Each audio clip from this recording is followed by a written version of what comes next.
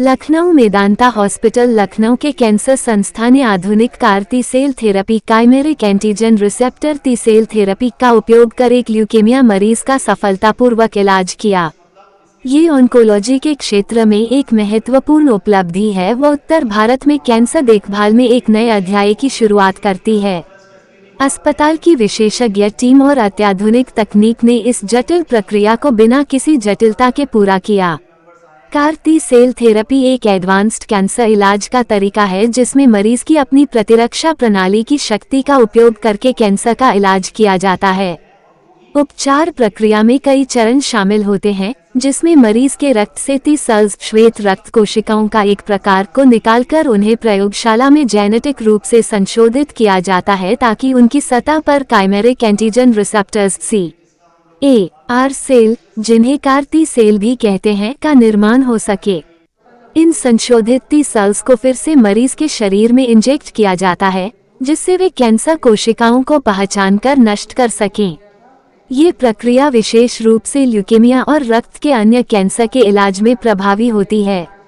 Medanta hospital Lucknow के medical director doctor Rakesh Kapoor ने इस उपलब्धि पर कहा, कार टी सेल थेरेपी से कैंसर का सफलतापूर्वक इलाज हमारे लिए गर्व का विषय है।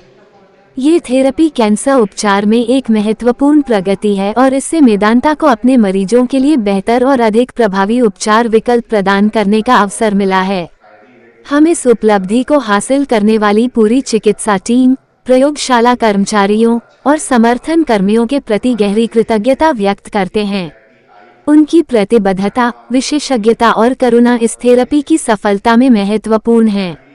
हम मरीज और उनके परिवार का भी तहे दिल से धन्यवाद करते हैं, जिन्होंने पूरे उपचार प्रक्रिया में हम पर भरोसा बनाए रखा और सहयोग दिया। नमस्कार, मैं doctor Anshul Gupta, director department of haemato oncology and bone marrow transplant Medanta Lucknow. अभी पिछले कुछ दिनों में हमारे मेदांता हॉस्पिटल ने एक बहुत ही बड़ी उपलब्धि हासिल की है और यह केस एक 19 वर्षीय एक्यूट लिम्फोब्लास्टिक ल्यूकीमिया का पेशेंट था, जिसका जो ब्लड कैंसर था बहुत ही रिफ्रैक्टरी था कीमोथेरेपी के लिए। यानी कि जो भी हम कीमोथेरेपी की दवाइयाँ दे रहे थे उससे उसकी बीमारी पूर्ण रूप से ख़त्म नहीं हो रही थी और वो परसिस्टेंट MRD पॉजिटिव चल रहा था।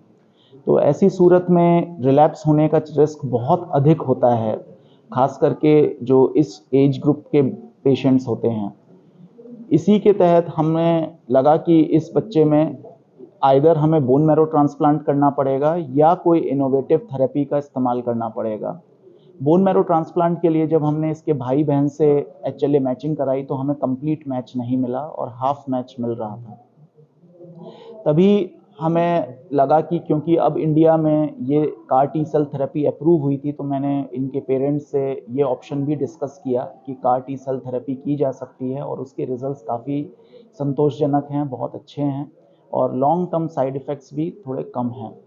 तो उसी को लेके फिर जब हमने पेरेंट्स से डिस्कस किया तो पेरेंट्स ने हमारे सिस्टम पे विश्वास जताया और वो लोग रेडी हुए इस ट्रीटमेंट के लिए।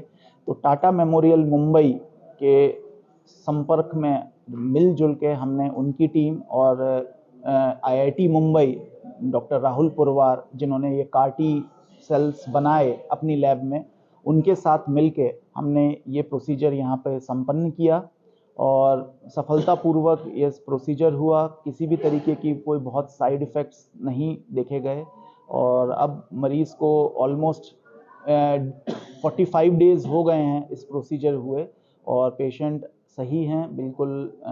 जैसे उनकी सारी लैब रिपोर्ट्स अच्छी आ रही हैं, किसी भी तरीके की कोई परेशानी नज़र नहीं आ रही है।